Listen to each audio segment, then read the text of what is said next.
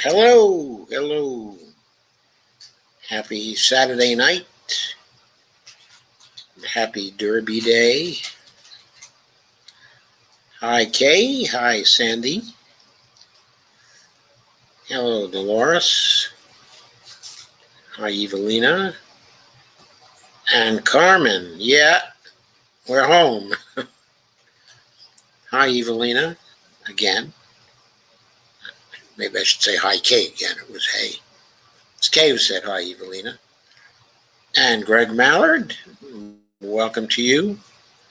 And Dolores, thank you very much for sharing and for coming as well.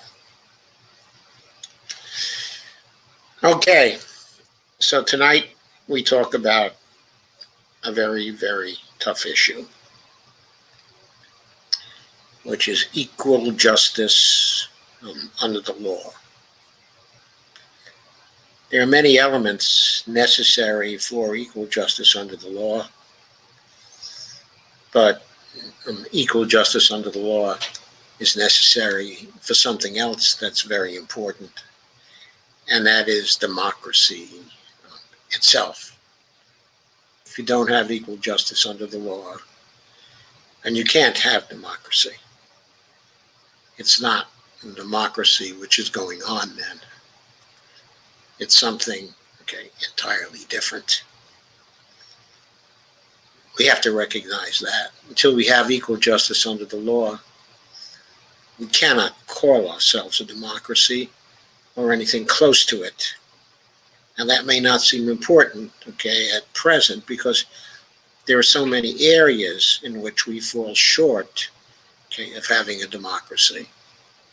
There are so many areas in which basically our claim to have a democracy is just a myth, just essentially propaganda. But one of the areas where the gap between what we claim and what we are is really, really glaring is in the areas of equal justice under the law, specifically racial justice, and specifically the area where racial justice and equal justice under the law is so easily denied is in policing.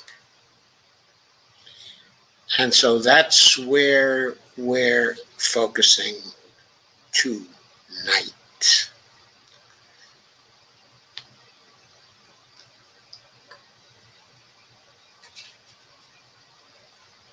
So let's start with a piece about the killing of Dante Wright.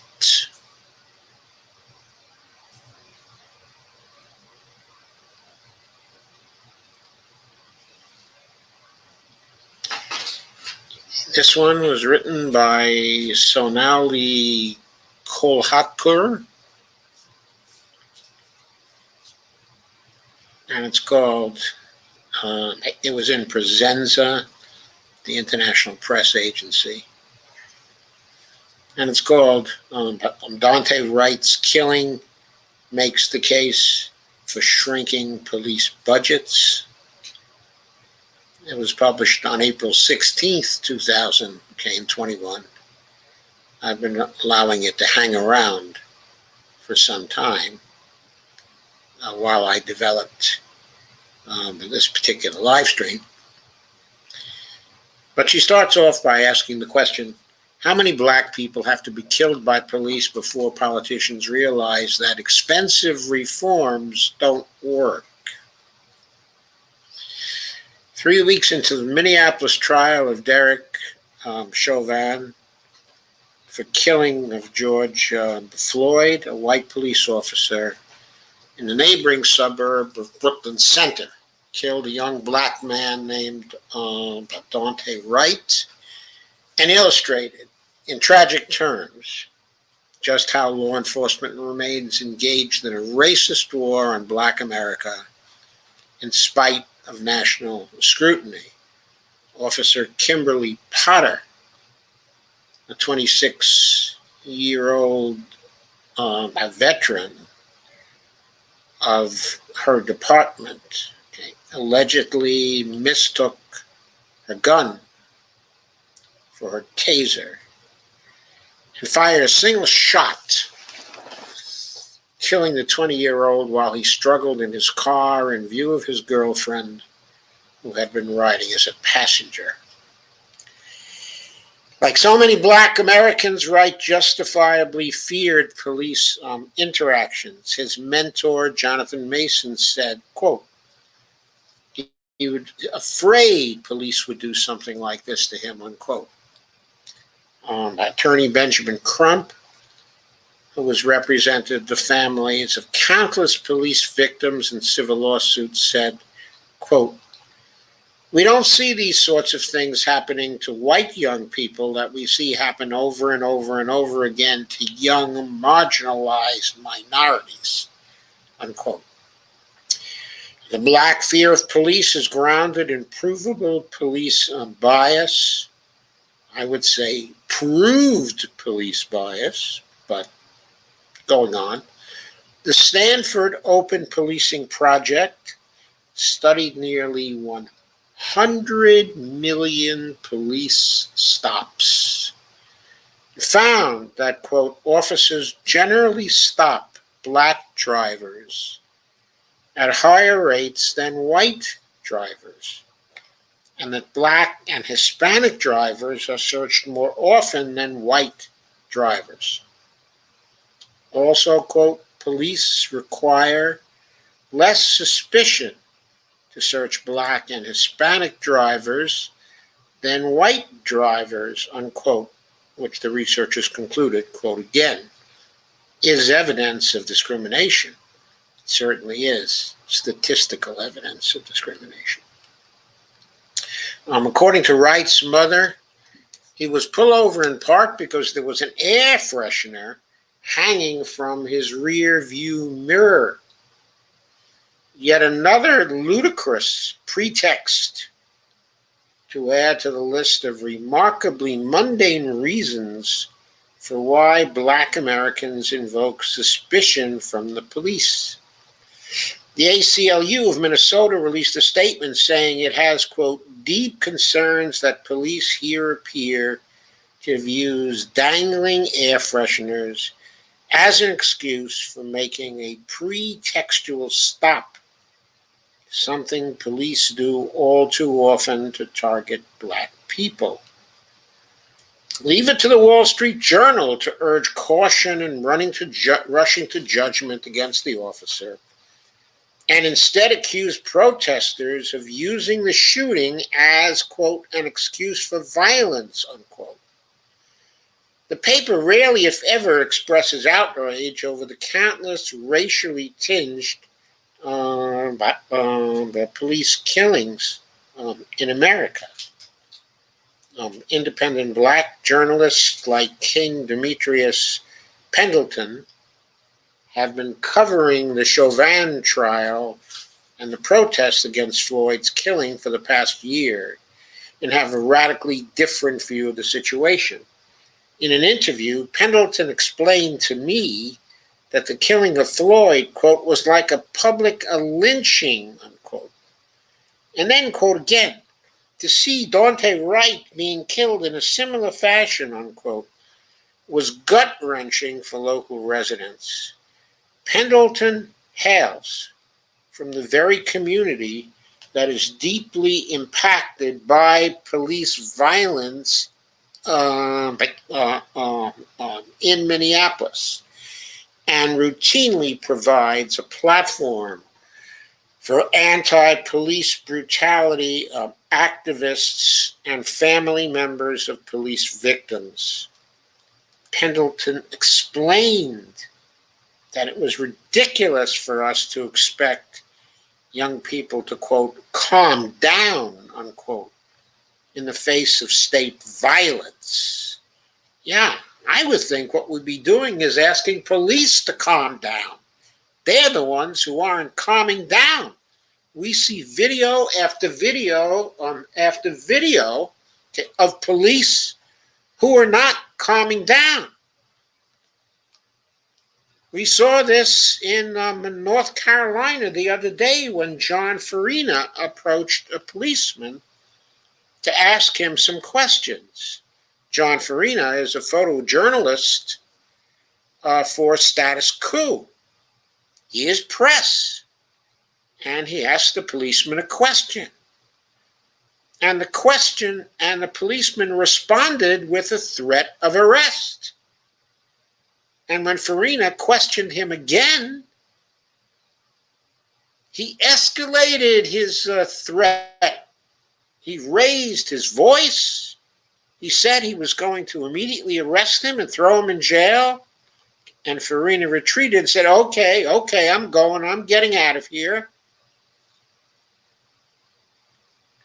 Why didn't that policeman calm down and either answer the questions or simply walk away? Why didn't he calm down?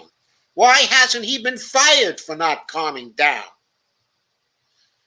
After Wright's killing going on with the peace, mass protests in Minneapolis and Brooklyn Center resulted in dozens of arrests as angry residents confronted police. Quote, they're tired of watching their young friends getting killed by police officers, and they know nothing is going to happen because nothing ever happens, quote, said Pendleton. It's a familiar script that when protesters denounce police killing, there is greater focus on their righteous rage than on the state violence they are decrying. Pendleton invoked Dr. Martin Luther King Jr.'s words, saying, quote, a riot is the language of the unheard. Quote, African American people don't have the therapists and all that. They just have to deal with the trauma, unquote, said Pendleton. Just as the Wall Street Journal's comments focusing on protesters rather than the police killing were tone deaf, so are Joe Biden's calls for, quote, peace and calm, unquote. After Wright was killed, the president said, quote, there is absolutely no justification, none for looting, no justification for violence, unquote. He was not talking about actual violence by police, rather about potential violence from protesters. If the calls for calm are louder than the calls for justice, then America's message to Black people is to shut up and be killed. Congressman Rashida Tlaib, a Democrat of Michigan, was more forthright, tweeting that Wright's killing was, quote, government-funded murder, unquote. And that quote again, policing in our country is inherently and intentionally racist, unquote, which of course means that it inherently and intentionally denies equal justice under the law to black and brown people. More importantly, Taib articulated the solution to the state violence against black people. Quote, no more policing, incarceration, and militarization. It can't be reformed, unquote, she wrote. She was alluding to calls by Black Lives Matter activists to, quote, defund the police, unquote, based on the idea that the massive city budget expenditures and intentionally racist, unquote, lives matter. Thank you, Bonnie. Quote, no more policing, incarceration, and militarization. It can't be reformed, unquote, she wrote. She was alluding to calls by Black Lives activists to, quote, defund the police, unquote, based on the idea that the massive city budget expenditures on law enforcement are better served being spent directly on community services. Conservative and even liberal answers to the problem of police violence have been to throw more money at police, but not less. By the way, that's still evidently Joe Biden's answer, throw more money at the police. Even after last year's Black Lives Matter protests demanded that police budgets be slashed, most were still awarded increases relative to city services that directly helped communities. Among the slew of police reforms that have promised an end to violence but delivered only more of the same were body cameras for officers. In Wright's case, Officer Potter's body camera did nothing to deter her brutal reaction. What it did was showcase just how she ratcheted up the violence as police often do. When he saw the footage, Pendleton said it was clear to him the African-American officer who was in the process of arresting Wright was, quote, handling him at first. Then you see this white woman come in and just grab him, and she basically escalated the whole situation, unquote. In the hours after Wright's shooting, Brooklyn Center Police Chief Tim Gannon gave Officer Potter the benefit of the doubt, saying, quote, it is my belief that the officer had the intention to deploy their taser, but instead shot Mr. Wright with a single bullet, unquote. Law enforcement and their allies routinely justify police misconduct as understandable mistakes arising from the pressures of the job. Yet they blame the victims of police killings for not behaving calmly during the volatile circumstances of terrifying arrests by armed, trigger-happy forces. I couldn't agree more with that. Armed, trigger-happy forces that above all, refuse to calm down themselves. And what are they becoming uncalm about? What are they losing their cool about? Evidently, they're losing their cool about, and they're developing rage about people, citizens, not being properly submissive to the police. That is what this is about. They are losing their cool and blowing their tops because people are questioning their authority. They are acting like the tyrants that got thrown out of the United States in the Revolutionary War by citizens. Both Potter and Gannon resigned 2 days after Wright's killing. And in her terse resignation letter, Potter said, it was, quote, in the best interest of the community department and my fellow officers if I resign immediately, unquote. While immediate resignations in the wake of a police killing offer a modicum of progress compared to the inaction that most of them are marked by, it is not enough. Wright's aunt, Adnyasha Wright, said at a press conference, quote, prosecute them like they would prosecute us, unquote. Potter has now been charged with second-degree manslaughter. So far, only one Minneapolis area police officer in recent memory has been prosecuted, convicted, and sentenced to more than a decade for a fatal shooting. That man was actually Mohammed Adnoor, who was a black Somali American officer who accidentally shot a white Australian woman named Justine Rujic, killing her. During Noor's trial, his victim was deeply humanized, and the loss of her life was painted as the tragedy it deservedly was. She was, by the way, a tourist visiting the United States.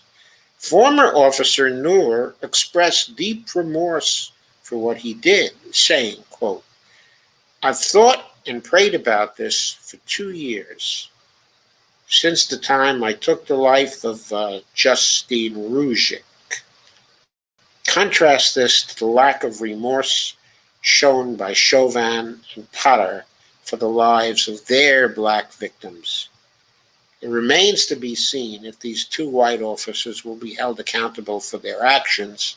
Chauvin, of course, was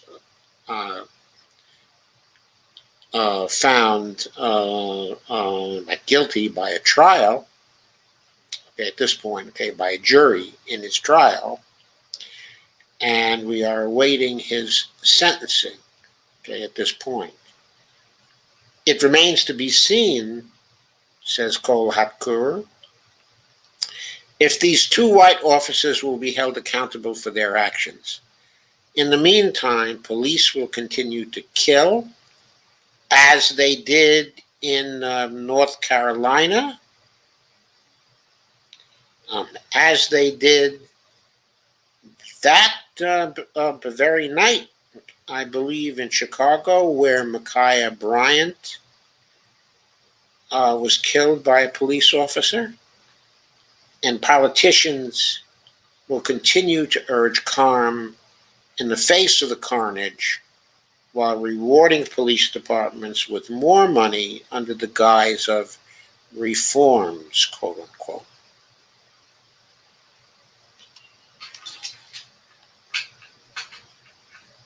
So that was the first piece I wanted to bring to your attention.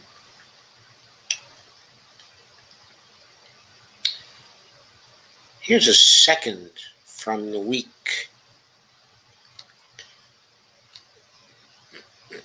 It's by Damon Linker, who says racial justice has a Goldilocks problem. I'm not going to make the obvious remark about that, but that was dated April 23rd, 2021. Early polls may find solid and broad-based approval of the guilty verdicts in the trial of Derek Chauvin, but views of what the outcome should mean for the future of race in America are as polarized as the nation itself. On the right, the outcome is a travesty of justice. That's because over the past 11 months, conservatives have talked themselves into believing that George Floyd was minutes away from a drug overdose when he encountered Officer Chauvin, and therefore that the guilty verdict was entirely a function of the jurors having been intimidated by the left's lawlessness on the American streets last summer and irresponsibly prejudicial comments from Democrats, including the president and Representative um, um, um, um, Maxine Waters during the trial. In the liberal center, defined in large part by President Biden's comments since the events of Tuesday afternoon, there is relief and gratitude that justice was done in the case and a commitment to using momentum arising from the result to address structural racism in America, especially in law enforcement. On the left, which is expected to be launching nationwide protests in response to an acquittal, there is some relief, but it took very little time for that good cheer to be transmuted into an insistence that the outcome of the trial did hardly anything to address the structures of injustice that made it necessary.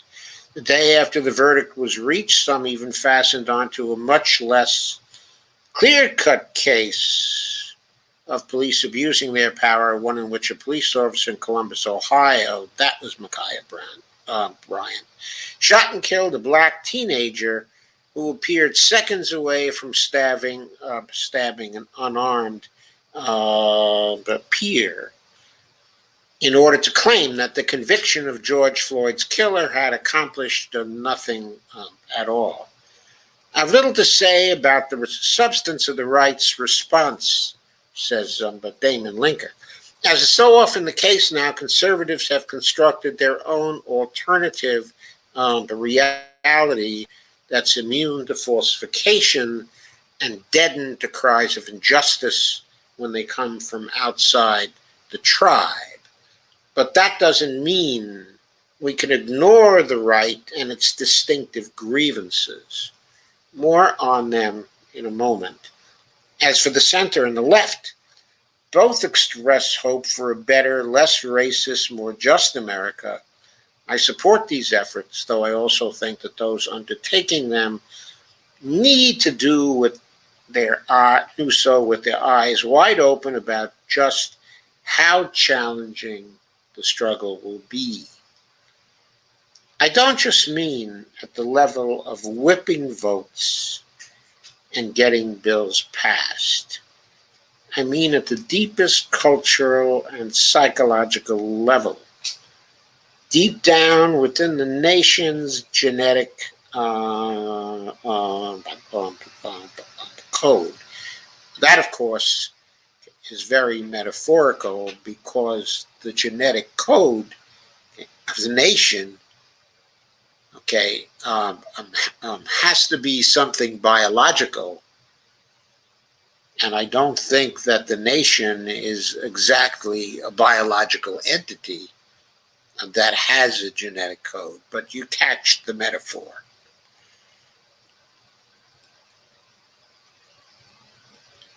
We used to talk about the national character of a nation, at one time. Now we talk about the genetic code of a nation. I'm not sure that's progress. But anyway, going further. The left, of course, claims to grasp this quite well, repeatedly pointing out how entrenched structural racism truly is. Yet this awareness is belied by the left's simultaneous insistence that we can and must act to dislodge such racism completely. I'm not entirely sure those two messages are compatible with each other. Aristotle helps to explain why. As I've noted on more than one occasion in the past, the ancient Greek political philosopher who, though he was a political philosopher, was also much more than that.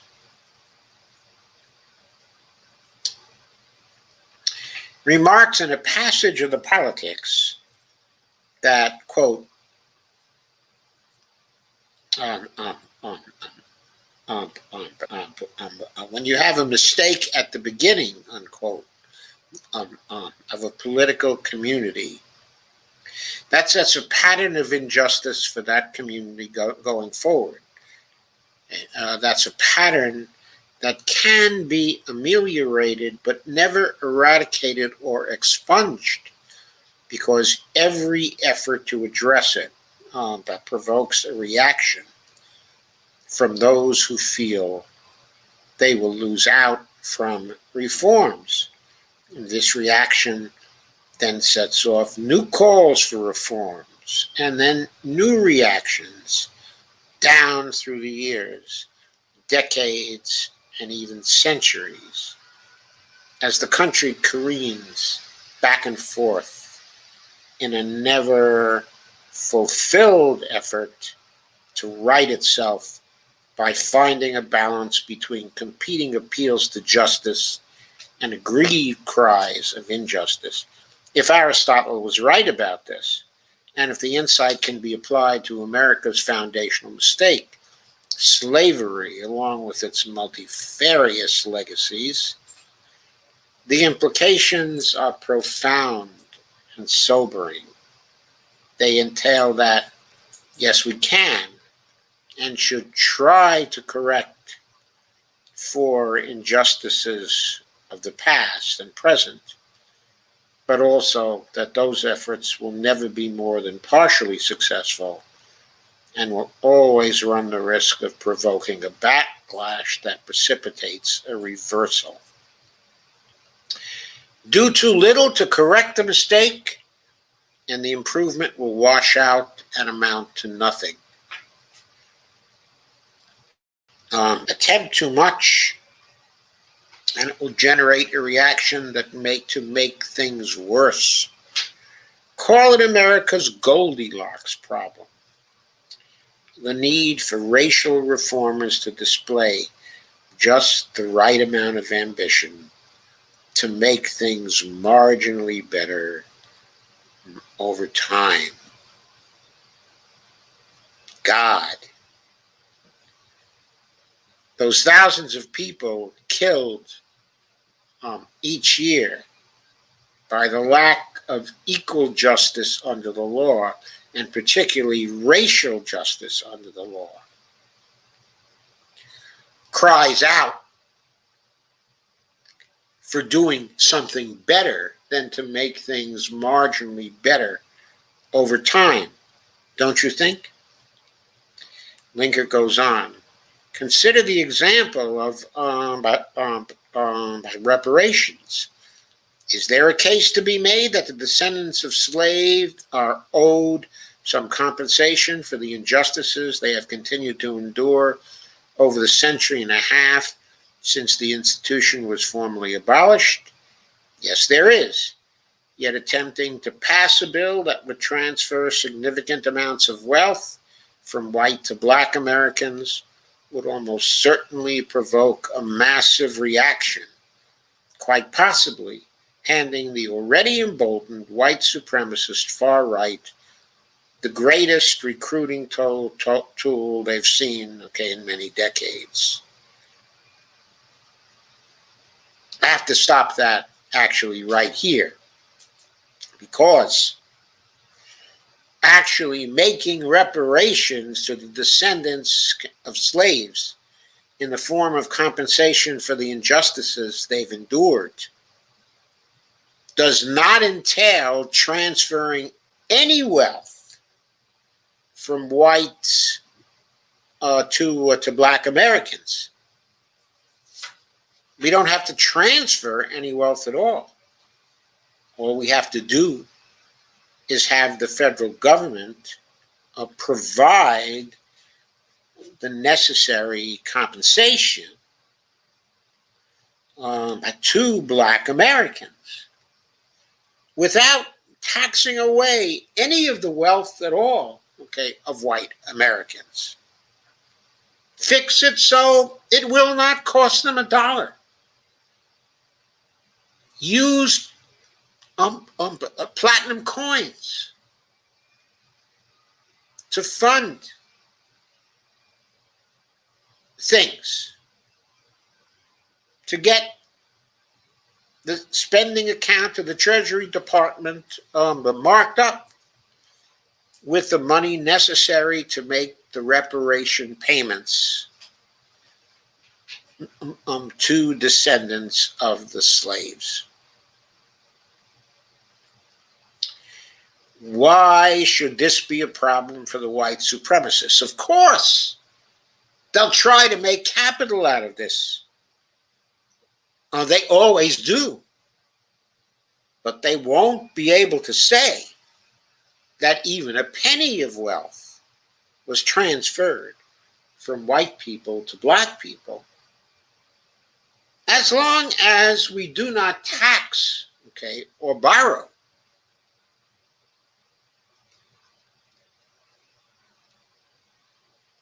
As some kind of offset for the marking up of the Treasury spending account by the Federal Reserve. If we don't want to use platinum coins, we can always use overt congressional financing. The Federal Reserve can be ordered to place the money that would be decided upon as compensation for the injustices of the past, to place that money into the Treasury spending account. And then the Treasury could spend the appropriations of Congress to provide the reparations to descendants of the slaves. No transfer involved at all. The linker goes on. Don't buy it. Recall the consequences of the civil rights movement, which aimed at securing the bare minimum of political equality for black Americans. On the obvious plus side, it succeeded in smashing Jim Crow in the South once and for all. That was both absolutely necessary and morally unimpeachable, but it also came at a considerable cost for the left, breaking apart the Democrats' electoral coalition, sending white Southerners running into the arms of the Republican Party, turning the GOP for several decades into America's governing party, also necessitating that the Democrats track sharply to the center, even to be competitive in presidential elections. We still live in a country shaped by these consequences. Well, that's one interpretation of what happened. Certainly the Republicans won the presidency from 1968 from 1969 through 1977. But Democrats won the presidency from 1977 to 81. And when the Republicans came back, okay, in 1981, or came in the election, okay, of 1980, you could put that down to other causes than simply the Democrats by losing the South. Yes, they lost the South, but there was plenty of policy stupidity and campaign stupidity left over to account for the loss to Ronald Reagan in 1980 by the Democrats.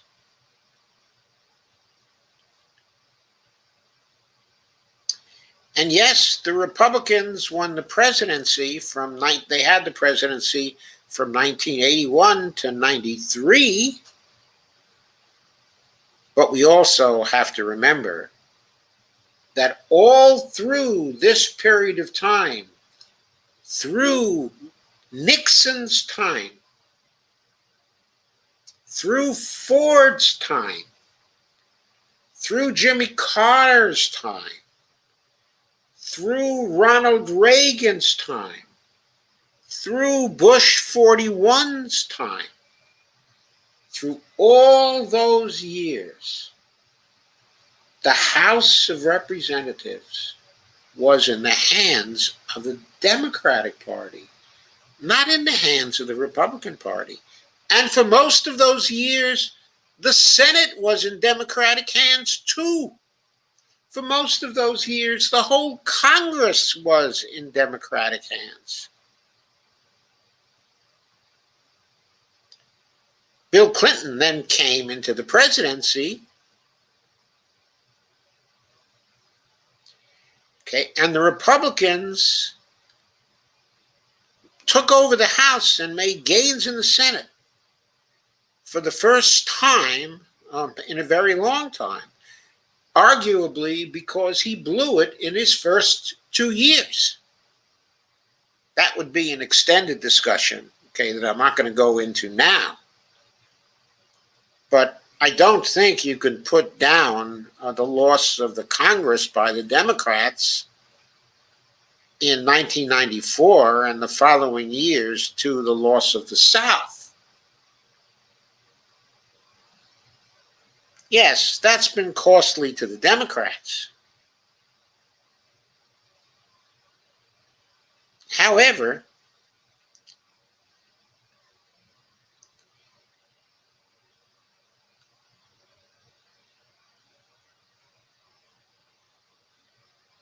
what was even more costly for the Democrats was their deciding that they had to run to the center, and their retreat from the New Deal, their insistence on letting the Overton window get further and further and further to the right without contesting their territory, their abandoning of the liberal label and running away from it and ceding the ground to the Republicans, to the point where Democrats would not call themselves liberal anymore, and they started to say they were progressive, even though the liberals of the Roosevelt era and the Truman era and the Johnson era were to the left of the progressives. Did you know that, anyone? We've shifted labels over a period of time. Anyway, going on. If the left and its allies in the center wish to make meaningful, enduring change, they need to proceed steadily and with purpose, but also with wisdom and caution, avoiding legislative overreaching and distancing themselves from asinine slogans. Now, that is a link. There's a link there. And the link is to an article on defunding the police.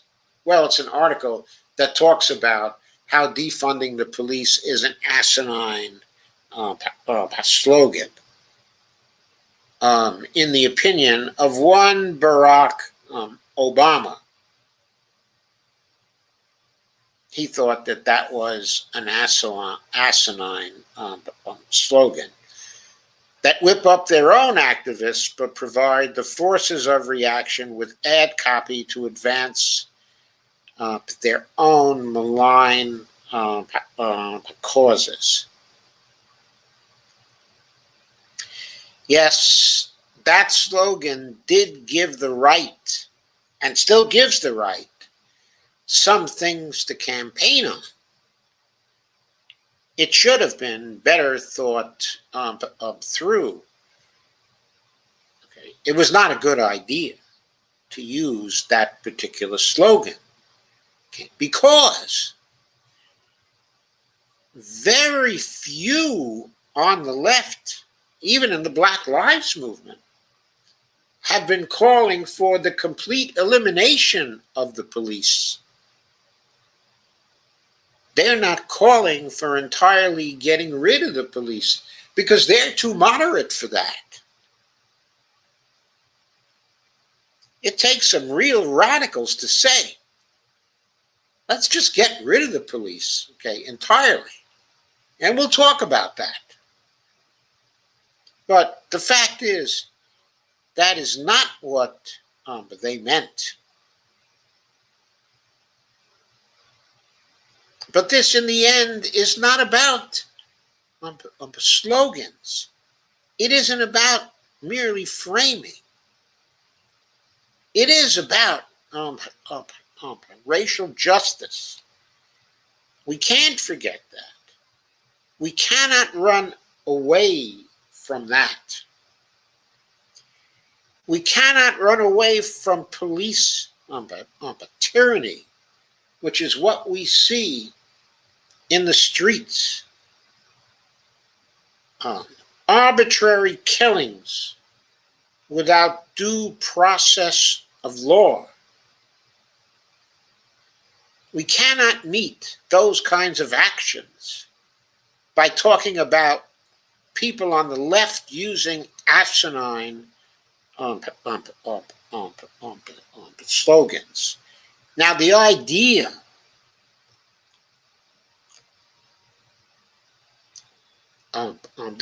that people should not go so far that a reaction is created is always good advice to some degree. But the trouble with advice like that is, who is to know what is going too far, okay, and what is not going far enough?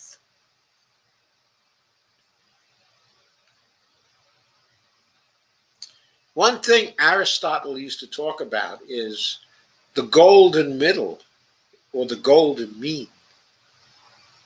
He was all about that. Finding the golden mean, or the golden middle. But of course, he had no method for finding that. He had no method for finding justice that everyone, okay, can live with.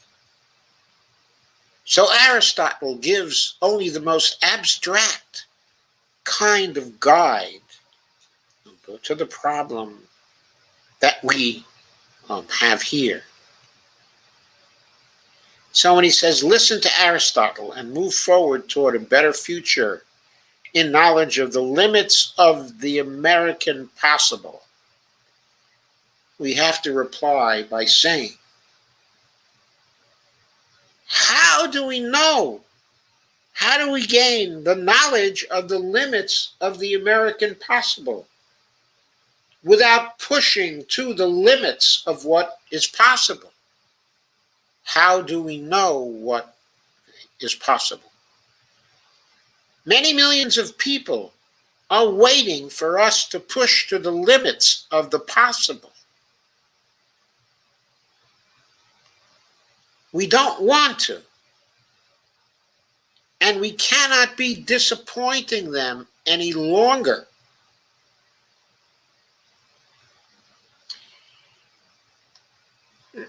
Here's another article from the week.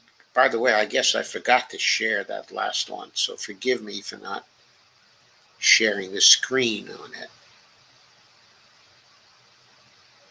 But this one is called The Toxic Culture of American Police. If I'm not mistaken,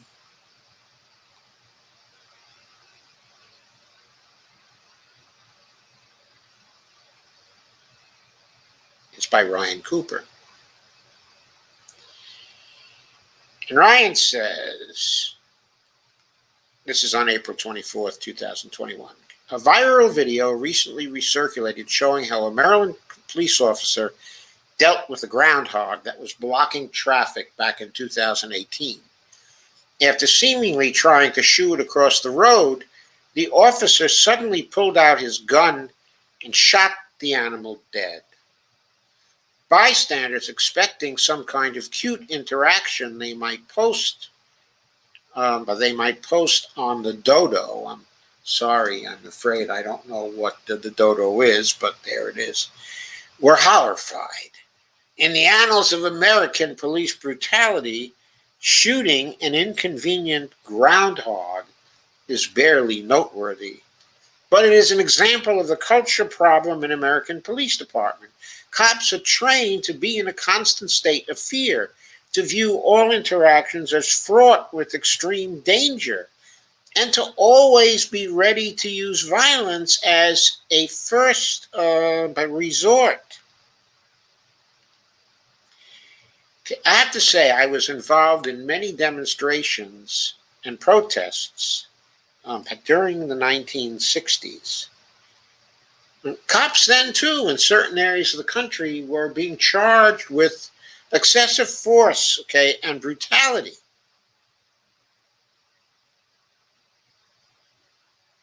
But I personally never encountered cops who were trained to be in a constant state of fear, to view all interactions as fraught with extreme danger, and to always be ready to use violence as a first resort. Okay. I often found that it was quite possible to easily communicate with them and to treat them in a respectful way and be treated in a respectful way. I think even in the 60s, we were far better off in terms of relations of police to the community than we are today. As Ryan Cooper says, it all starts with training. As Isaac Scher writes, at Insider, the police training in America is notoriously lax, has no standardization across the country, and often relies on garbage science. The vast majority of time is spent on weapons training and defensive tactics, with little instruction in de-escalation or diplomacy. There is little screening for racist attitudes or extremist affiliations. Instead, departments rely on implicit bias trainings that are proved not to work. And there's a link to an article to show that from Brian Cooper. For example, departments across the country have hired Dave Grossman, an ex-military motivational speaker who has invented a crackpot doctrine he calls, quote, killology, unquote,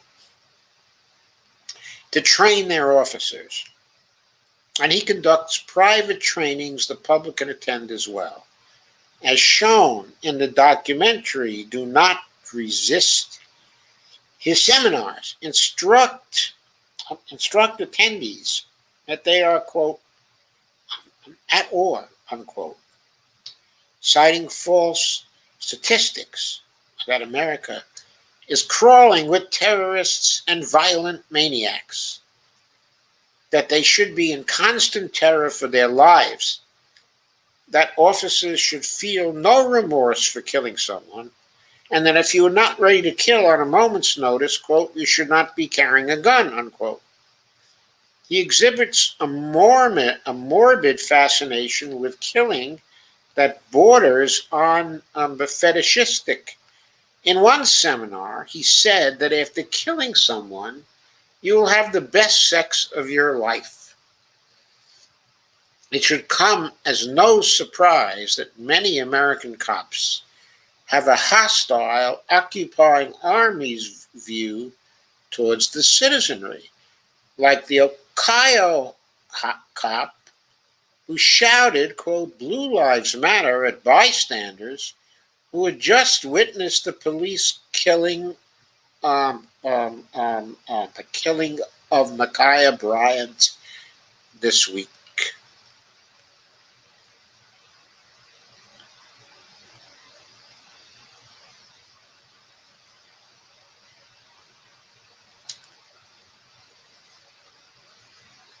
Sorry, I lost my article here for a second.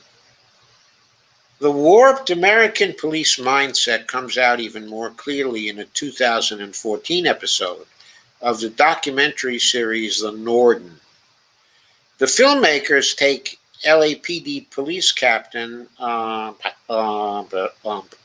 Peter Whittingham on a tour of the Nordic countries to see what he thinks of those countries' police departments.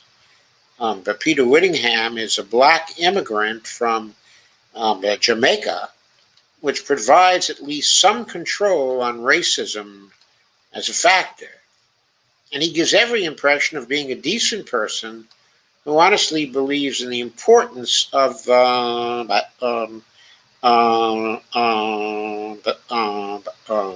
good policing.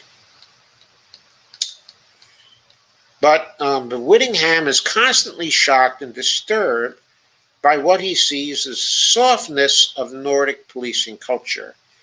In Finland, he laughs when he learns that arrested persons are called, quote, customers, unquote. Quote, we call them suspects, unquote, he says. In Sweden, he is disturbed that police trainees are allowed to attend class in normal clothes, but also surprised at how long their training is. Quote, 2 years. And I thought 6 months was a long time, unquote, he says. In Norway, he is horrified to learn that police are unarmed, but normally, and have to get special permission to use a firearm. Quote, I don't understand the rationale for any police department that tells me that I am to be deployed in the field not knowing what to expect, and I have to keep my gun locked up in the car, unquote. The parenthesis. The rationale is Norwegian police killed just 4 people between 2002 and 2016. That's just 4 people in 14 years. Now, as I have argued before, oh, by the way, supposedly American police kill more than 1,000 people each year. If they did that from 2002 through 2016, that would be more than 14,000 people. Pretty striking, the contrast, isn't it? Now, as I have argued before, it would no doubt be impossible to fully replicate the Nordic policing model so long as America is swimming in 400 million guns. Shootouts really do break out all the time in the U.S., and there really is a risk that any random person on the street could be armed. Of course, we could do what Australia did, which is to buy back most of the guns. A lot of Americans would not give up their guns. But it would make things a lot less dangerous if we could buy back, say, 380 million of those guns, don't you think? Make it much less likely for shootouts to really break out all the time in the U.S. But that said, policing is not that dangerous of a job even here. Policing ranks 22nd on the list of most deadly jobs. Being a garbage collector is more than twice as risky, and being a logger almost 8 times as risky. And of those police deaths on the job, about 40% of them are caused by transportation accidents. But police apologists always want to have it both ways on this question, arguing that police deserve wide deference for the risks they bravely face, but also that hair-trigger use of force is justified because police need to keep themselves safe. But if someone is really entrusted with the use of violent power, quote, to quote, protect and serve, unquote, there is no justification for offloading that risk onto the public by pulling out a gun every time an officer feels the slightest a threat. Because often the threat is entirely imaginary. Former Minneapolis police officer Mohammed Noor, sounded genuinely contrite when he was sentenced to 12 and a half years in prison for killing by Justine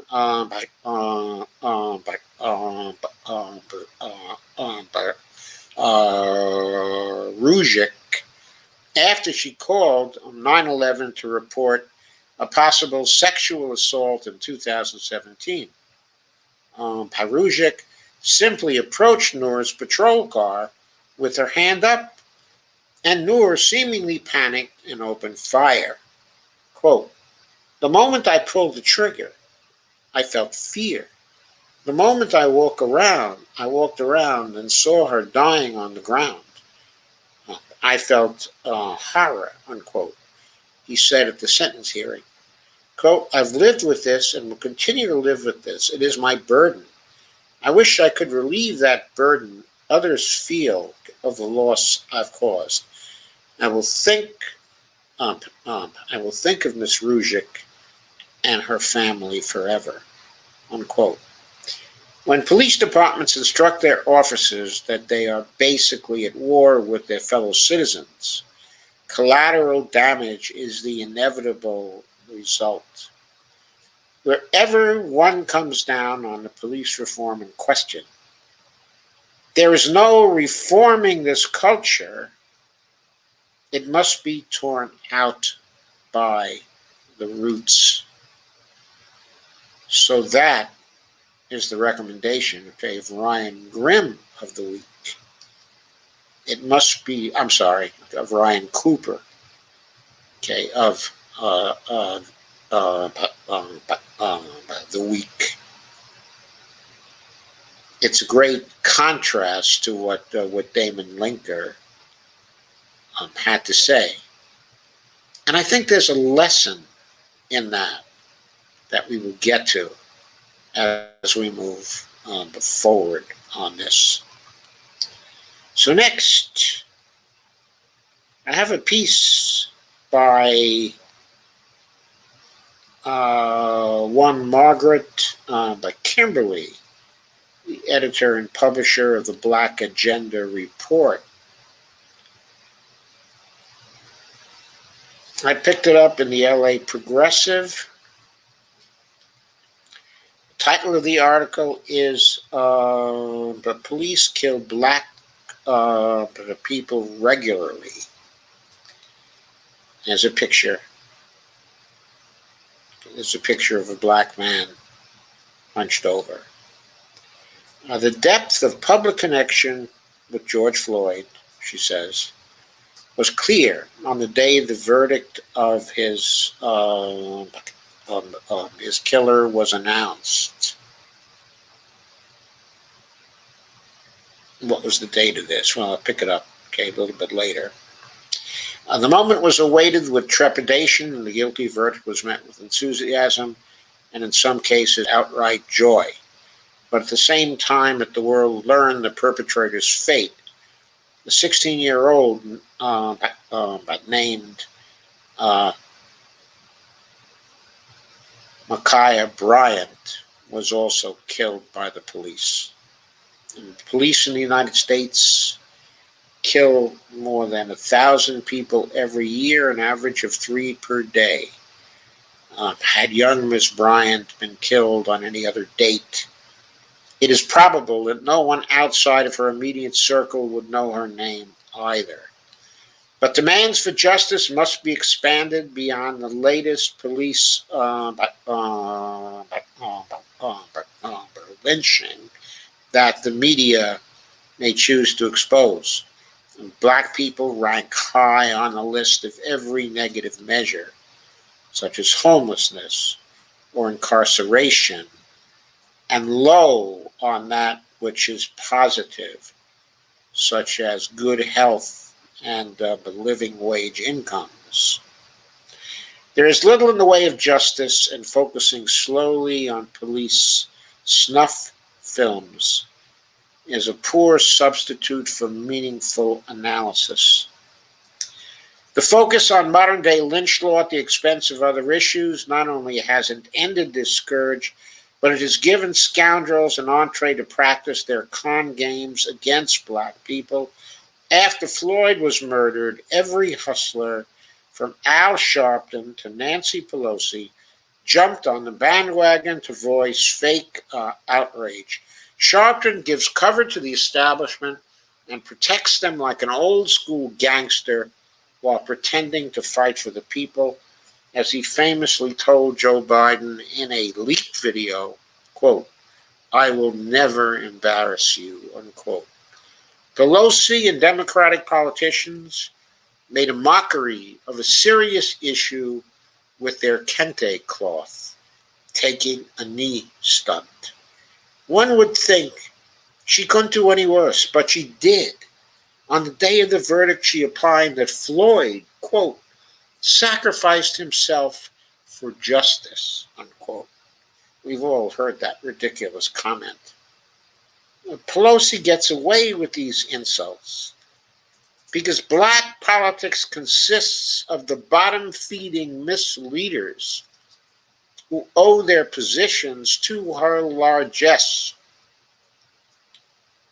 The issues are larger, and most of us are willing to admit that change is needed,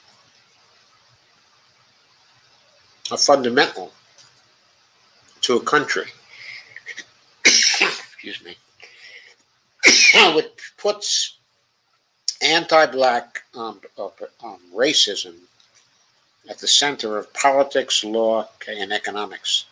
The system demands that black people be locked up, displaced, redlined, and prevented from having full citizenship rights. And police killings are just one manifestation of a fundamentally unjust nation. No one is complaining about the verdict aside from Floyd's killer and other hardcore racists. But that doesn't mean that everyone's interests are the same. The sigh of relief also belongs to people and institutions who are not our friends. It wasn't just Pelosi in Congress who took a knee, a phony concern. So did corporate CEOs and even police in some instance. The movement was a rare moment of consensus, but everyone who took part didn't do so for the same reason. While some genuinely sought redress, others wanted good PR and cynical opportunities to raise a public profile. If the CEO of Chase Bank takes a knee, the revolutionary moment has been lost. Aunt Jemima disappearing from the pancake box and the invention of terms like the BIPOC are not the victories. They are proof of failure. If we must talk about former cop Derek Chauvin, we must be honest. After the murder was filmed and made public, the police in Minneapolis acted as they always do. Chauvin and the other police were fired. They hoped the people would be mollified, but the cops weren't arrested until someone set fire to a police precinct. Suddenly, nonchalance turned to urgency, and the killer and his accomplices were arrested and charged. The moment was the beginning of a just legal outcome. It wasn't just protest, but protest outside of the bounds that the politicians and CEOs found acceptable. Chauvin was shoved under the bus, lest the burgeoning movement be allowed to take hold and turn into something that couldn't be controlled.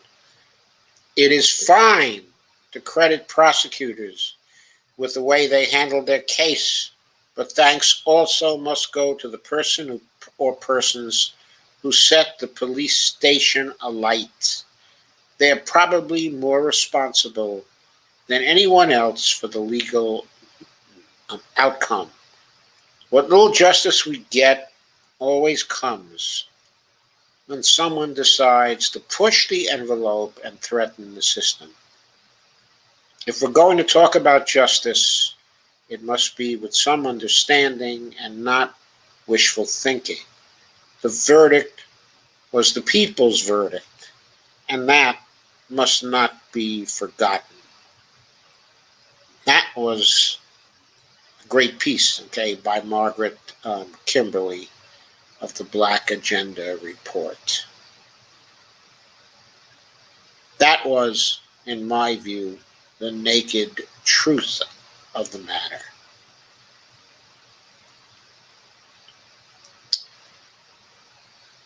And here is a post by Thomas Neuberger, otherwise known as Gaius Publius.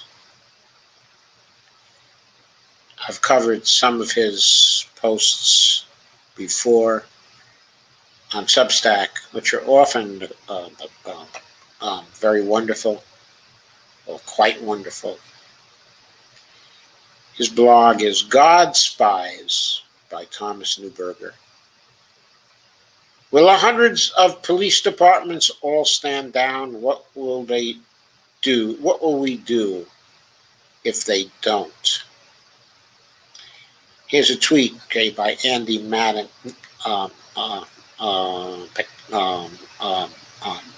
Andy Mannix.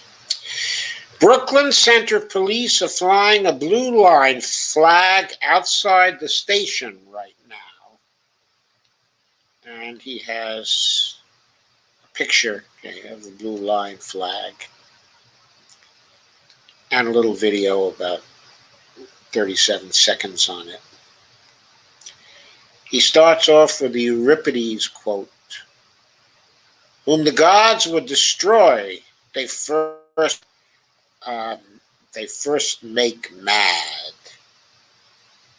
A textbook definition of hubris, the Greek idea, of hubris. How is that relevant? Well, just as the American flag was appropriated and turned by right-wing America into a hate symbol, see the American flag and what it stands for. And this was a piece that Tom Neuberger published in Naked Capitalism under his handle, Gaius Publius. The American flag and what it stands for. So the thin blue line flag, a pro-police emblem, has been turned by its users into a hate symbol as well. For more, click to view the thread that starts with a tweet just below. This is a tweet under the handle, of Gaius Publius from the Thomas Neuberger's Politics feed. Our next American hate symbol seems red, white, and blue was getting passé for them. The thin blue line flag is a symbol used in a variety of ways by American police departments, their most fervent supporters, and other right-wing fellow travelers.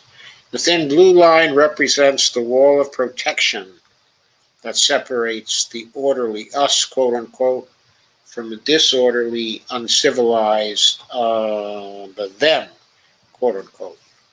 It also represents police assertion of their key position as agents of the state in enforcing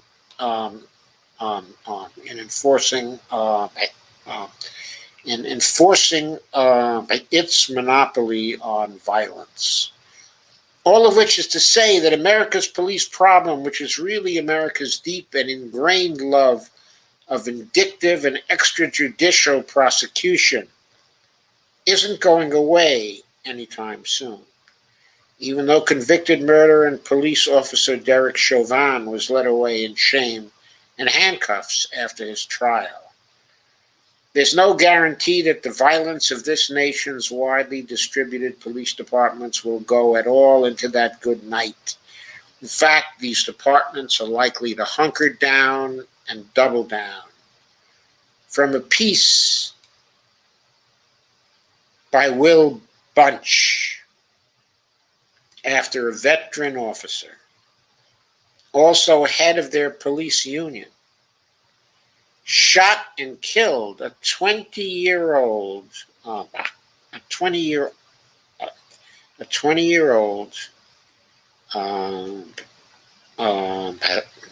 named Bedante Wright during a traffic stop over expired tags and a dangling air freshener. You might think cops in Brooklyn Center, Minnesota, would have at least a brief moment of reflection, even contrition. Yeah, right.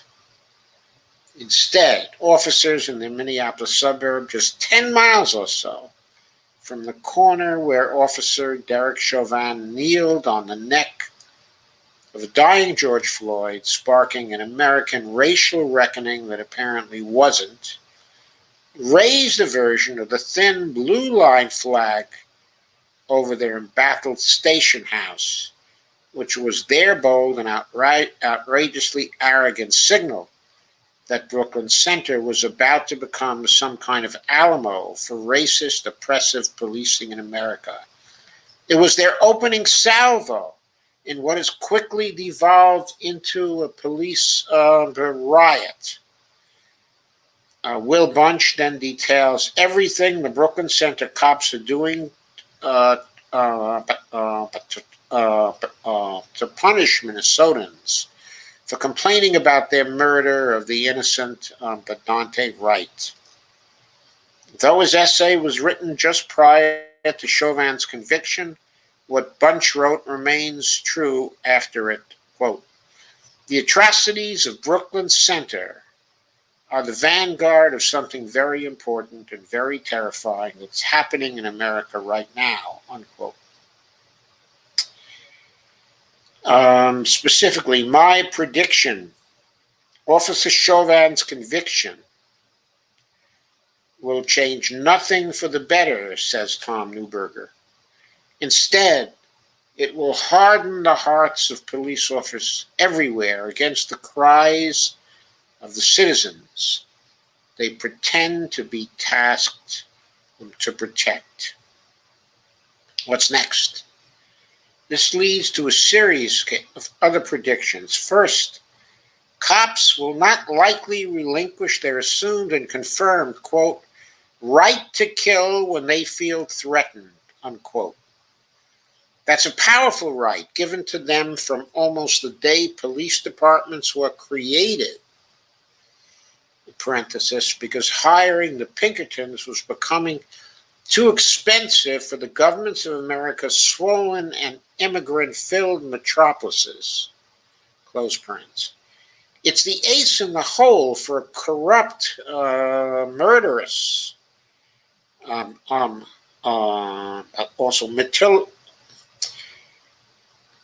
corrupt,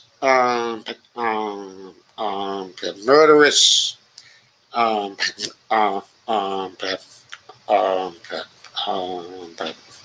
and militarized, testosterone-fueled culture. Cops will simply quit working if they're forced to disarm and stand down, and their arrogance, hubris, in the ancient Greek sense, will force them to test any new limits placed on them, force them to make sure the field they're playing on remains tilted in their direction. Look for a bit of quiet till the noise dies down. But we didn't get a bit of quiet. We've just gotten continual murder. Look at North Carolina. Look at Columbus, Ohio.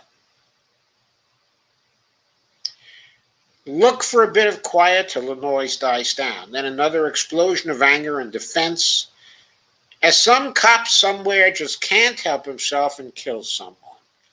Which means, second, that America's justice advocates will soon be faced with a test. Soon they will discover that though they protested, nothing changed.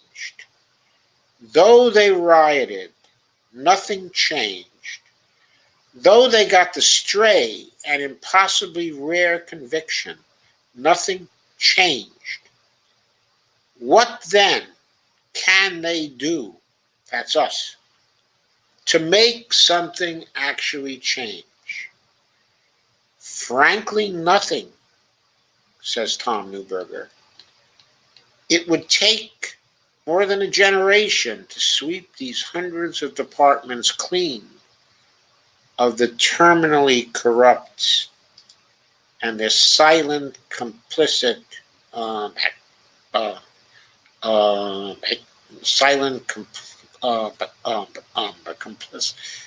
complicit enablers. And before that can occur, the United States itself will have to withdraw its consent for police violence and murder. Yet we don't have a generation, even if this could be done. The coming climate crisis will create national and global disorder of such breadth and force that people will beg for a beefed up sort of military to keep international barbarians outside the gate. And they'll beg for militarized policing toughened to keep internal victims and rioters in their place. Which means, finally, that the door remains open for someone among the desperate to take our intractable, quote, police problem, unquote, into their own hands and return like for like.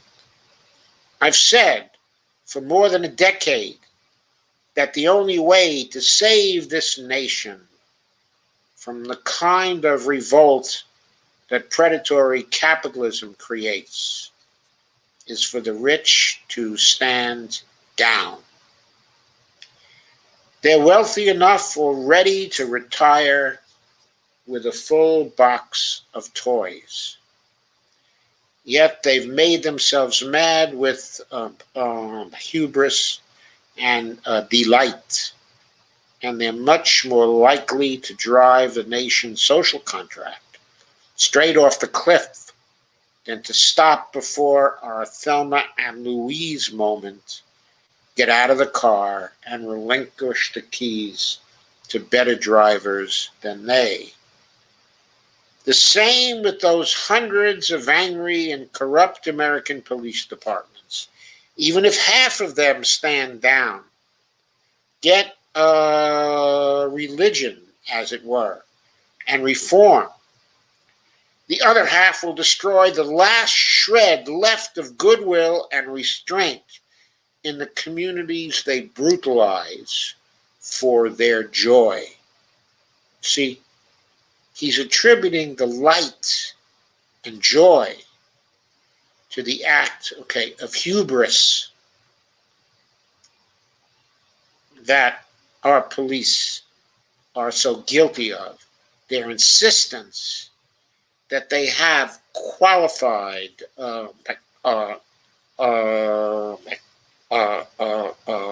immunity, which often seems like it's unqualified immunity, which it is, if it is the right to kill someone anytime they feel a threat. They cannot have that right if we are to have equal justice under the law. That is to say, if we are to have racial justice. That is to say, if we are to have democracy, they, the police, cannot have that right. It's called qualified immunity, but it has been mostly unqualified immunity, mostly the privilege to kill at will.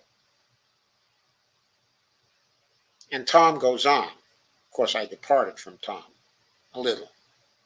He ended with, they brutalize for their joy. And then he goes on, which leaves us all with what? A war, of course. The shooting kind, part of the, quote, rolling civil war, unquote, we're headed toward. And then, how will we live? All of the rest of us. Badly. Very, very badly. Which puts me in mind of another political theorist, specifically Hobbes, Thomas Hobbes, who famously said that in the state of nature,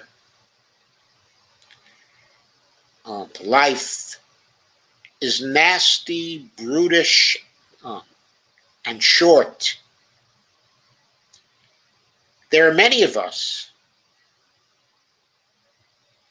specifically black, and brown people up here in America, who, when it comes to law enforcement, not only don't have equal justice under the law, but indeed live in an arbitrary state of nature where their lives can be deprived of them.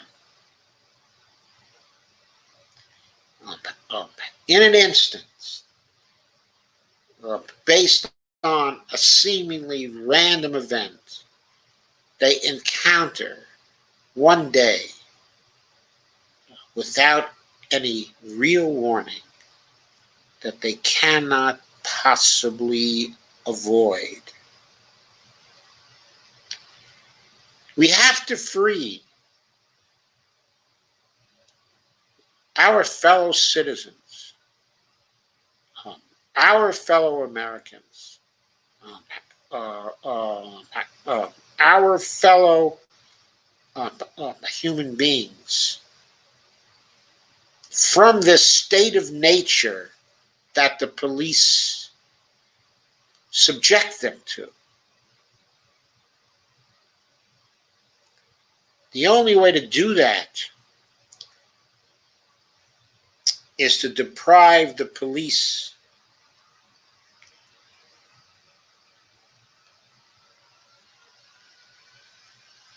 the right to kill someone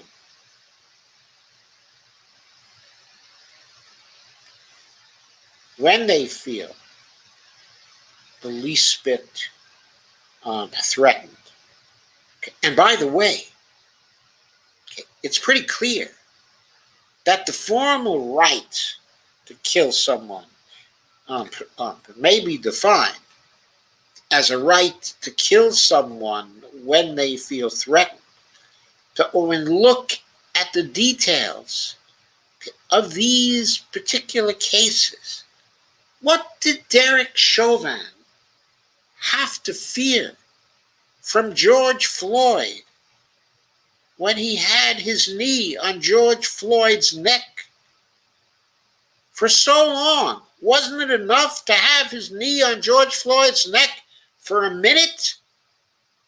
What did he have to fear after that first minute, if he had anything even to fear before that first minute? Was he feeling any fear?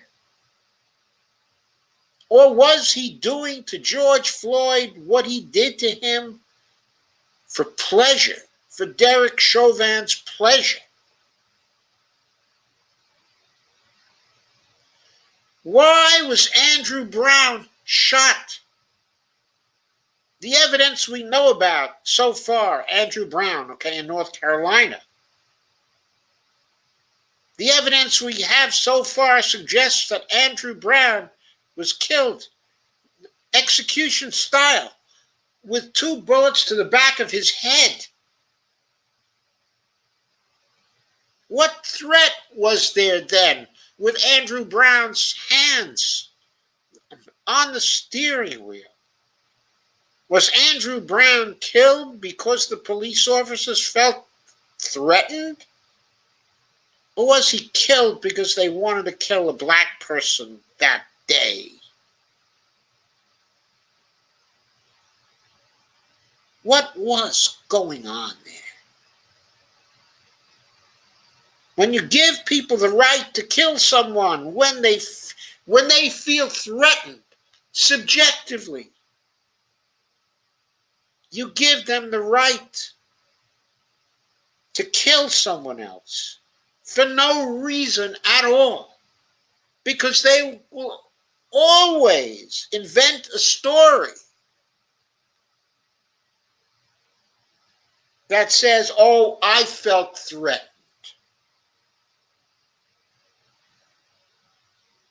Was Officer Potter feeling threatened by Dante Wright?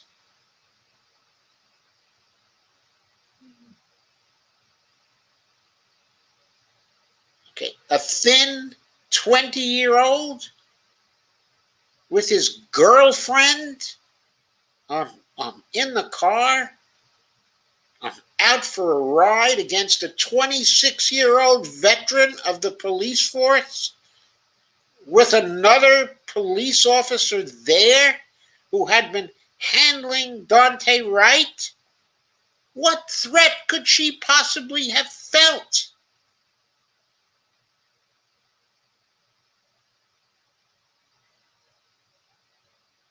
She didn't kill him because she felt threatened.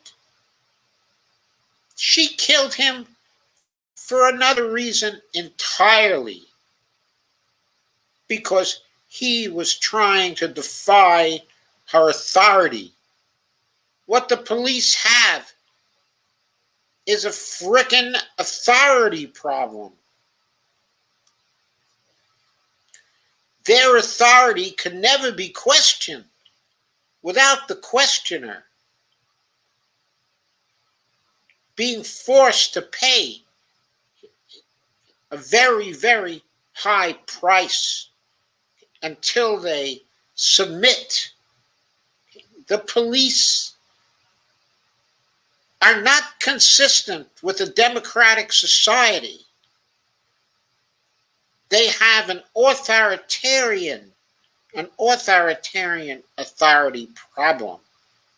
That is at the heart of their culture, that ordinary citizens cannot be allowed to question them. And they use the right of qualified immunity as a tool to reinforce their demand for absolute authority over citizens that they encounter in the streets.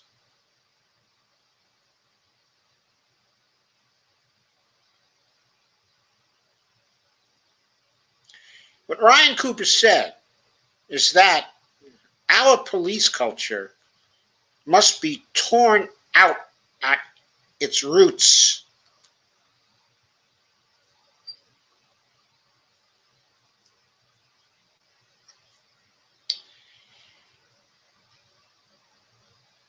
And I agree. We must do that. And as for Damon Linker's views that we shouldn't go too far, the problem in American society has been that whenever we've tried to do something like this, we haven't gone far enough. After the Civil War, we didn't stay in the house in the South for long enough. to reform the place.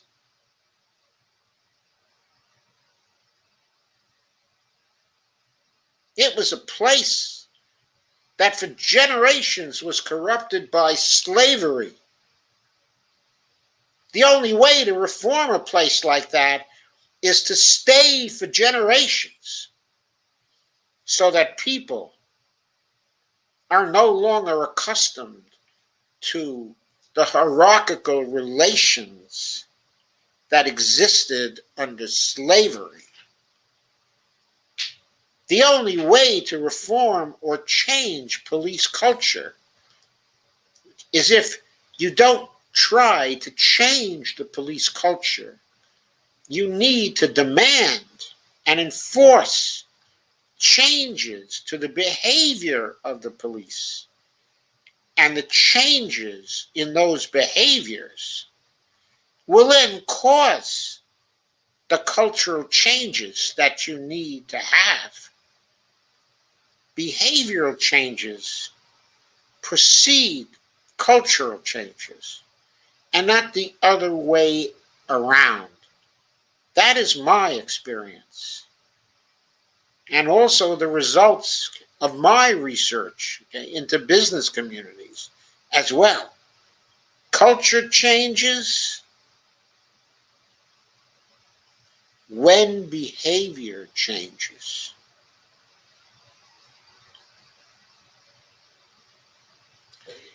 If we want to get rid of the police culture, the toxic police culture we have now, we have to use a systematic approach. First, we have to study the police departments. There are surely statistics from police departments all over the country, in every nook and cranny, that can tell us where people are disproportionately killed in regions, in cities, in towns, in various geographic areas, of the country. We can pinpoint where police terror is being used to keep people in line.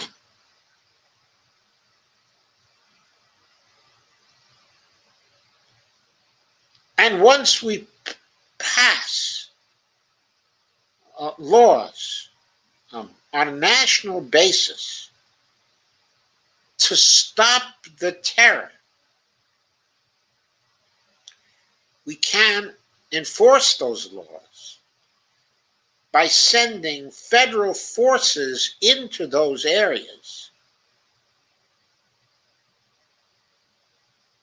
to replace the police departments, to recruit and train new police people. It will take years, but it must be done, because we cannot live inside of a democracy with the kinds of police cultures that we have now. As Ryan Cooper said, those cultures need to be torn out by the roots. And the only way that can be done is by superior forces. The guns, the armaments, the military equipment must be repossessed by the federal governments. And then the specific people who have been involved in violence in the local police forces need to be dismissed, and new people need to be brought on. As for the training of the new people, it should be much longer and much more rigorous and much more exacting and it should be based on police training models that have worked, okay, in other countries. And if we have to import police people from other countries to do that training, then we should do that. But there are places in the world where the police forces are democratic enough that they do not kill their citizens. We know where those police officers are.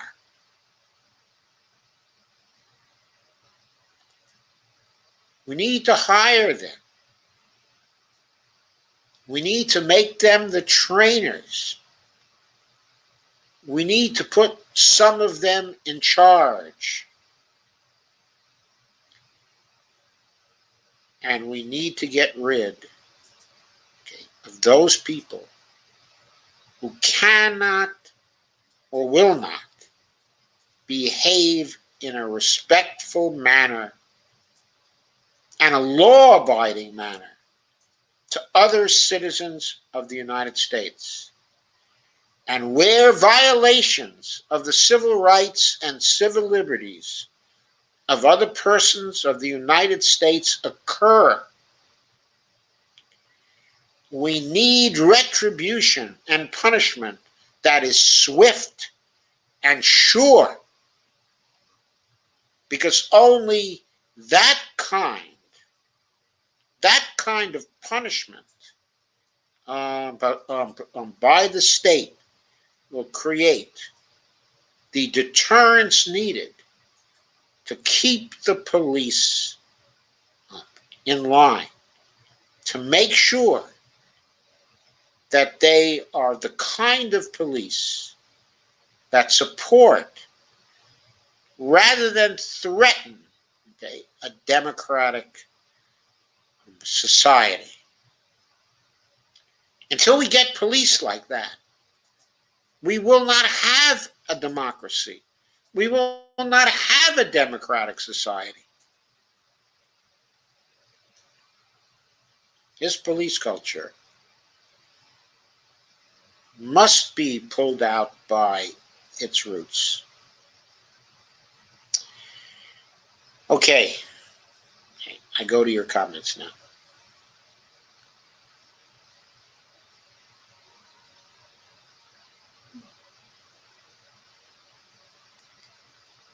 Carmen says, qualified immunity is their ace in the hole. But you'll get away with murder, and cops know it. They do. And that's why retribution must be swift and sure. Carmen says, Sandy Degg, my pleasure. Carmen says, Biden ain't much better. And how could he be? He helped with writing oppressive legislation. He did. What was he thinking by funding police more? No indication they were underfunded, is there? It's not a uniform thing. It's a strange thing. In some places, they are overfunded. And in certain areas, they are overfunded. In certain other places, to get their funding, they've been using civil asset forfeiture to get adequate funding for their police departments in some of the suburbs of various cities where the state has not been sufficiently generous to them. They actually look for civilian assets to forfeit, okay, and then to sell based on bogus and trumped up charges so they can be funded. So it's a mixed bag. And we have to stop that too. We have to determine who's underfunded and who's not underfunded. Carmen says, cops are mostly closet sadists getting sadistic supply. Well, that's true. And that's one of the reasons why they need 2 years of training. The reason for 2 years of training is to root out the closet sadists, identify them, and fail them in training before they can become a part of the operating police force. Case has no indication of that. Evelina McCormick says, when they get to resign, they get to keep the benefits. Shake my damn head. And Kay says, but Bryant was here in Columbus, Ohio. Yes, she was. Evelina says, under the guise of which reforms? Ernie Seacrest says, in Florida now, if you're in a protest and someone breaks the law, even though you did nothing, it's 15 years in jail. Fascist state, Florida. Well, Ernie, hopefully the Supreme Court will be saying something about that. Maybe federal courts, even lower than the Supreme Court, will be saying something about that. And quickly, because that law is clearly unconstitutional. Clearly unconstitutional. I mean, it's collective punishment for exercising one's right of freedom of speech and freedom of assembly. It's got to be unconstitutional. There can be no constitutional justification for this. If this court doesn't rule it unconstitutional, there is only one possible reply to that. And I'm not going to say what it is. I will leave that to your imagination. Teresa Sanders says, no, science has proven there is not a spit of difference and that skin color is a result of geography and the ability to make a folic acid. Otherwise, there is only one race, the human race.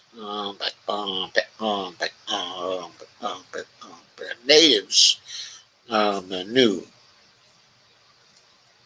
Now, I'm not sure what you're saying no to or no about, but Carmen says Florida is home field for fascism. Teresa says, we have 47 states who have or are prepping to pass anti-First Amendment legislation while they distract us with Second Amendment baloney.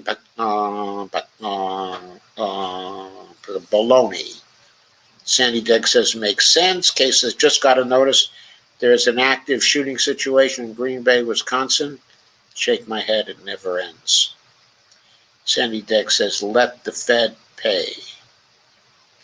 Kay says, Clinton ruined the Democratic Party, in my opinion. Okay, it was not only Clinton, it was getting ruined by a new generation of Democrats who started to come in at the same time. Okay, Jimmy Carter was president. I'm not saying that Jimmy Carter himself, okay, was ruining it, okay, but I'm just saying there was a new generation, okay, of Democrats who was starting to come into power at that time. Basically, Paul Simon, Bill Bradley, okay, a number of other people who were coming into the Senate, okay, and coming into the House. Gephardt, okay, Dick Gephardt, who thought they knew better than Franklin Roosevelt and the older New Deal Democrats. And they were going to change things. They were going to balance budgets. And they were going to be fiscally responsible. And it was they who gave birth to the third way Democrats. Bill Clinton, of course, became the main third way Democrat, okay, the leader of that particular movement. And he was enabled by them and empowered by them. And it was they collectively who ruined the Democratic Party. I mean, not that it was even so wonderful before that, but they were the ones who really ruined it. Okay, Nikki King is, I read an interesting essay from a former cop suggesting getting rid of the cops. Case says 7 shot in Wisconsin, shooter in custody, but haven't heard about any deaths yet. Nikki King says at the casino, I just shared it a few minutes ago, I'm seeing that the shooter in custody is unconfirmed. And Kay says, Dodo is a cute critter sight. Thanks, Kay. Evelyn says, well, isn't that because police have increasingly militarized? They're supposed to be guardians of the peace, whatever that means, not soldiers at war. That's right. And by the way, okay, our army has been going throughout the whole of Latin America for years and years and years, training their militaries to be increasingly militarized. Evelina says, have become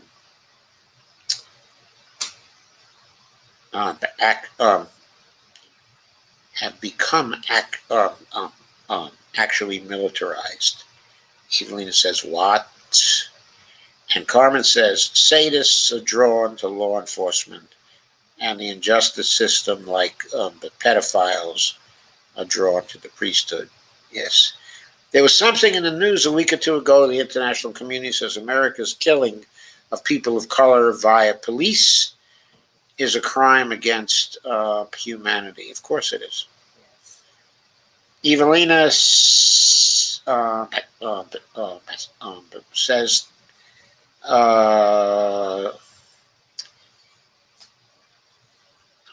is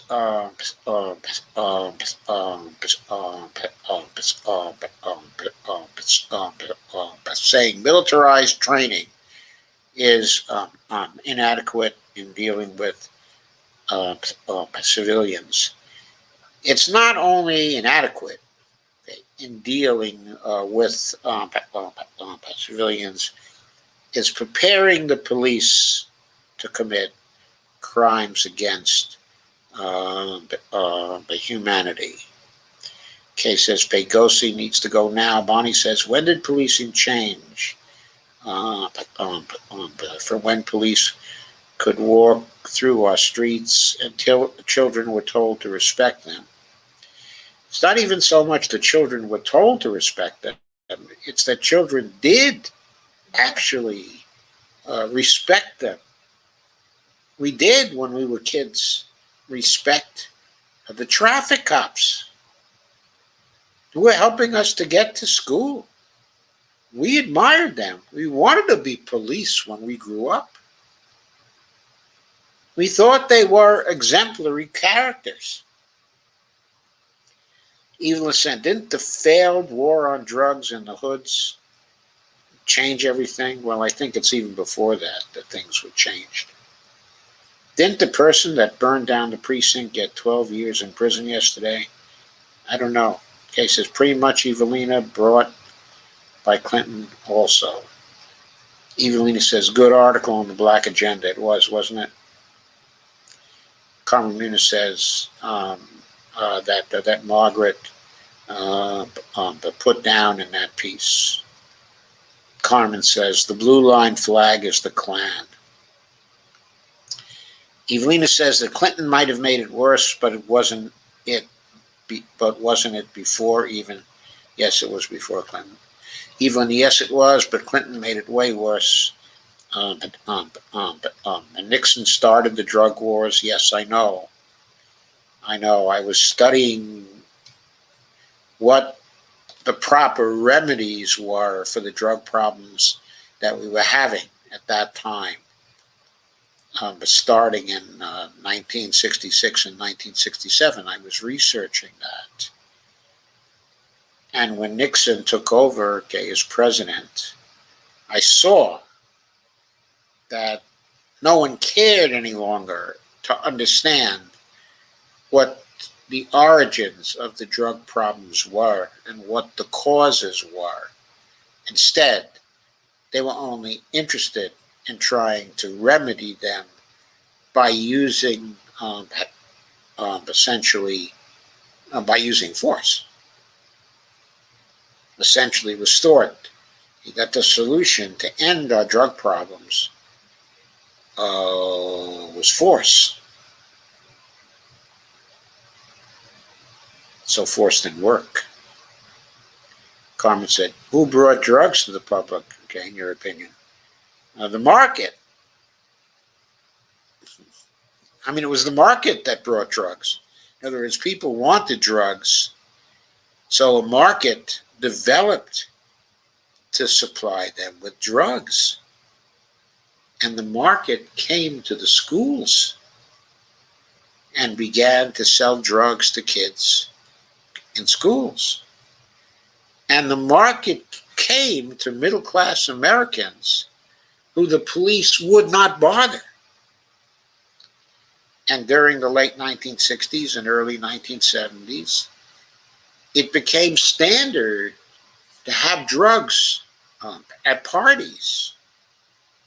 And of course, the kinds of drugs that middle-class people had at their parties were different from the kinds of drugs that were getting delivered to the poor people. The poor people got the dangerous drugs, the addictive drugs. The middle-class people and richer people got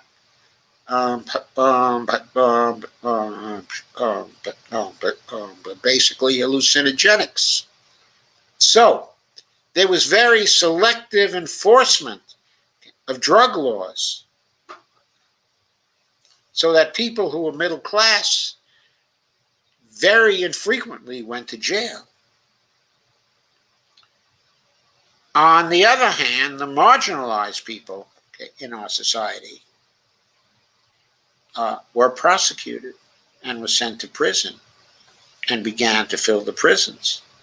And as the prisons filled up and more prisons were built, it was thought that the building of prisons and the imprisoning of larger numbers of people was a mark of the success of the drug war. Of course, now we know it wasn't. It was a mark of the miserable failure of the drug wars. Nikki says the FBI, Nixon was afraid of the progressive movement of the 60s, and it seemed like an easy way to squash it. Harder drugs like crack came a little later, provided by the FBI, etc., and for the same reasons until they got the bright idea of the for-profit prison system. Every president since Carter has pushed a tough-on-crime approach because of that. Well, I think the for-profit prison system was something that really got going under Clinton and was much later than Jimmy Carter. And Carmen says America's apartheid always has been. And Carmen said Calvin wanted that phenomenal sex that Charlatan wrote about. Oh, Chauvin. Yeah, Chauvin wanted that phenomenal sex that Charlatan wrote about. It could be. Maybe that's why Chauvin was doing that. And he says they get off on killing people. It makes them feel powerful. It's the rush from killing people. Carmen says she killed him for power lust. Nikki says they're on some serious power trip, unlike anything in history. No, it's like things. It's all over history, Nikki. It's all over history. Look at the Tsarist police in Russia. Look at the secret police in country after country.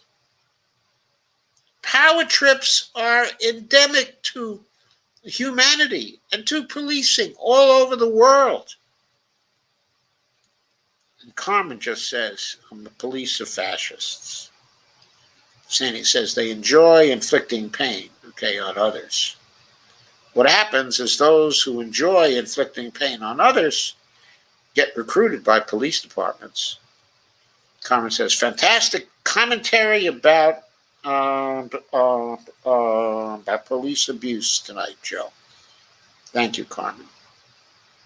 Sandy says, it's sad for the police that are there for the right reason. Yes, it is, but what percentage of the police are there for the right reasons?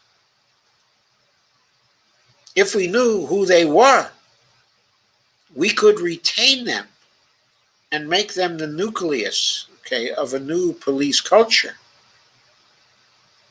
But how do we find out who they are? Case says, I wrecked my car in Ohio in 1995 because no one swept the slag off the road, and my turbo-cooled T-Bird lost control on it. The police smelled beer on my breath and took me to jail. They beat the shit out of me so bad I had a miscarriage. Back then, I at least got the cop fired, but that doesn't happen anymore. Oh, that was awful. That's awful, Kay. And Dolores says, I'm so sorry to hear this. What a piece of shit cop. Kay says, I had a couple of beers with a big lunch, so I was not drunk, and got no breathalyzer either. Carmen Muniz says, police reform will be put on the back burner because the fascists are still too strong, thanks to the stupidity of maggots and the HRC corruption that gave us the hardliner Cheeto Tweedo that empowered them. Evelina says, but Nikki King had a hunch it predated Reagan. Oh, yeah, it did predate Reagan. Bonnie says, but maybe leave guns in the police cars, okay, unless they're told to do otherwise. Okay, what they do in the UK, okay, is the police on the streets, the bobbies on the streets, have no guns. All the guns, okay, are locked up. They go to the armory and they get guns when they need to put down something. Otherwise, they handle things with their nightsticks and they handle things in a respectful manner. Evelyn says, I see, Dr. Joe, very uneven funding. Teresa says, but what about the impact and implementation of the Powell memos? There is a trail, the aristocratic-oriented Montpelier Society, member economists, Hayek Friedman, free market, laissez-faire, resold to Lewis Powell. Yeah, there is a trail. There's always a trail, okay, of that sort, but it's not really so causal, Teresa. It's just, society creates, kind of affordances. In other words, there are opportunity channels for people to take advantage of, but they're not really causal. There's lots and lots of choice involved, decisions that people can make to go in one way, okay, as opposed to another. It's not even simply the laissez-faire, resold, okay, and Lewis Powell. It's also that Lewis Powell had all kinds of funding from people who wanted to defeat the democratization of America that was happening fast during the 1960s, and to try to undermine the democratization, and greatly helped by that, by the turning away from politics. In other words, after the Vietnam War, and in the period of the ending, the few years came, ending the Vietnam War, people who had been active in politics turned away from politics and got involved in private pursuits and in basically developing the hippie culture, okay, in various ways. And they dropped out, okay, they opted out, okay, of politics. And they left the field to the reactionaries, thinking that politics was not important. They left it to the centrists, okay, and they left it to the reactionaries. The transition from the bohemian culture to the hippie culture was devastating for the United States because the bohemians were political activists. Basically, the hippies became pacifists. I'm not saying pacifists now. That was there too. Pacifists are fine. But they basically withdrew. They were pacifists as opposed to activists. They ended political activism during the 1970s. Now the police beat up children in schools. Yeah, you put police in schools, and they have this culture and this power trip business, and they go beat up people. And you give them immunity for prosecution. Absolute power corrupts, absolutely. We've known that for a very, very long time. And we handed the police absolute power on the streets.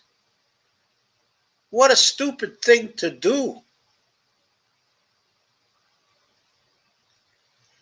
Carmen Muniz says, by market means demand right. Teresa says, you're not reading my comment about only one human race. We're just different colors, like dogs and ponies, etc. We can exchange blood with any one of our type. So nana, the USA is eating its own genocide. I agree, Teresa. We are one human race. No doubt about that. Evelina says, breathalyzer, allergies. Okay, and Nikki King says,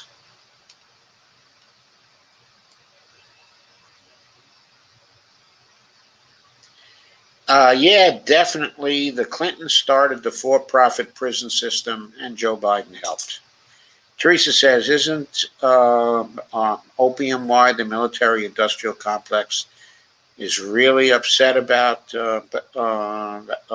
getting out? I don't know. I think they're upset about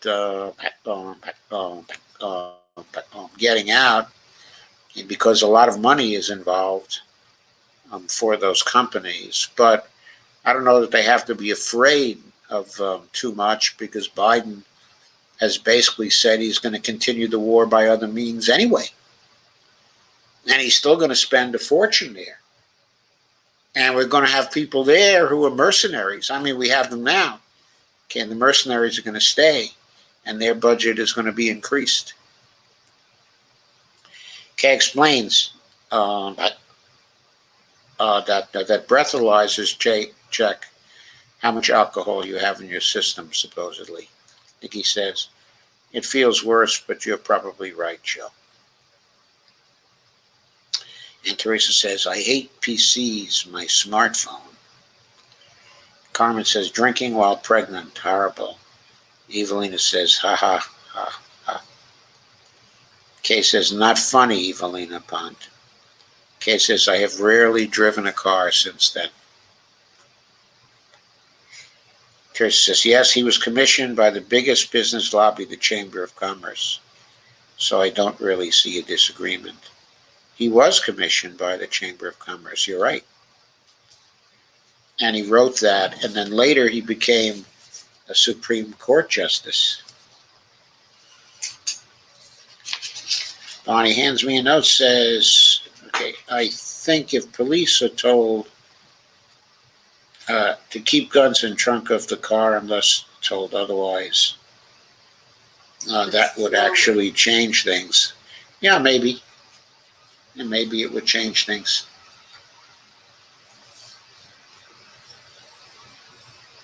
Kay says, hippies were political too. At least some of us were. Right, but as the 60s wore on and we got into the 70s, they were more and more unconcerned, okay, with politics. I think that was one of the reasons why Nixon won, though, okay, in 1968. People failed to see a difference between Humphrey, okay, and Nixon. Okay, and Nikki King says, oh yeah, Patti Smith talked about the way the hippies gave up in the 70s. Evelyn says, K. Clark Rhyme, I was way off. Hadn't seen the comment prior. Sorry. K. Clark Rhyme, my off-the-wall comment about allergies was. Carmen says, it's the rare minerals in the Afghan mountains that the world powers are after. Yeah, that's a factor in the situation, too. Kay said, I didn't know that I was pregnant then. Yeah, I'm sure you didn't, Kay. I'm sure you didn't know. Yeah, it is. It's terrible what happened to you. Okay, folks. I think that's the end, okay, of tonight's.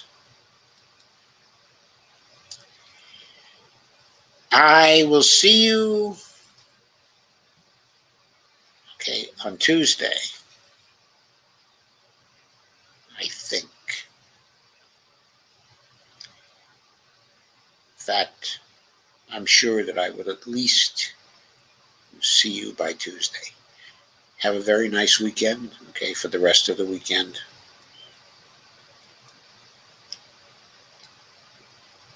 We certainly have a lot of things to change in this system, but before we're done. And Laura says, thank you and good night all. And I say thank you and good night all as well. Thank you for coming. And Kay says, thank you for another great discussion. We'll miss you until next time. Jenny says, thank you, Joe, Bonnie, and everyone. Good night. Kay says, I love you all. We love you too, Kay.